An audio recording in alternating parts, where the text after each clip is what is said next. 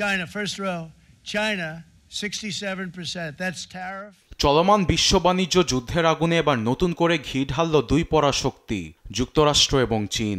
2 April মার্কিন president Donald Trump দেশটির উপর 34% শুল্ক ঘোষণার পর পাল্টা জবাব হিসেবে আমেরিকার উপর 34% শুল্ক ঘোষণা করে বেইজিং।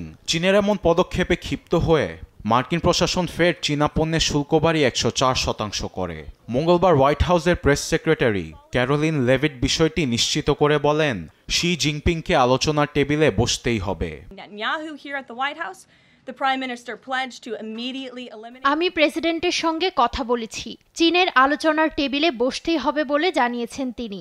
দুদেশের মধ্যে একটি চুক্তিতে পৌঁছাতেই হবে। চীনের পাল্টা শুল্ক আরোপ করাটা ছিল বড় ভুল। এর জন্য বুধবার থেকে 104% শুল্ক কার্যকর হবে।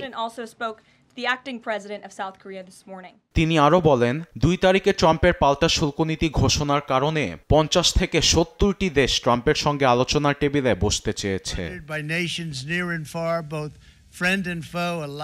এমন পরিস্থিতিতে মার্কিনীদের উপর থেকে পাল্টা শুল্কের বোঝা তুলে নেওয়ার সময় বেঁধে দিয়েছে হোয়াইট হাউস। তবে ব্রিটিশ গণমাধ্যম বিবিসি বলছে, যুক্তরাষ্ট্রের উপর থেকে পাল্টা শুল্ক উঠাবে না বেইজিং।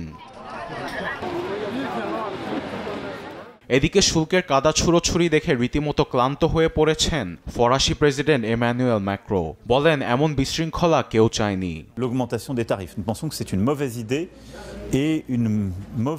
ফ্রান্স ও ইউরোপ কেউ এমন পরিস্থিতি দেখতে চায়নি। এত উচ্চ শুল্ক দেওয়ার কোনো মানেই নেই। বাণিজ্য ঘাটতির নামে অতিরিক্ত শুল্ক আরোপ নীতির সমর্থন জানাই না, কিন্তু আমাদের অর্থনীতিকে আমরা রক্ষা করব।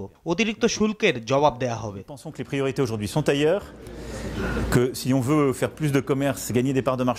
এদিকে চীনের উপর 104% শুল্ক কার্যকরের বিষয়টি নিশ্চিত করার পর যুক্তরাষ্ট্রের পুঁজিবাজারে আবারও দরপতন শুরু হয়েছে বলে জানায় বিশ্ব গণমাধ্যম। সূচক পড়ে গেছে অধিকাংশ শেয়ারের, যার তালিকায় রয়েছে টেসলা, এনভিডিয়া ও অ্যামাজনের মতো প্রতিষ্ঠান। আরবেদ আফসার, নিউজ ডেস্ক, দেশ টিভি।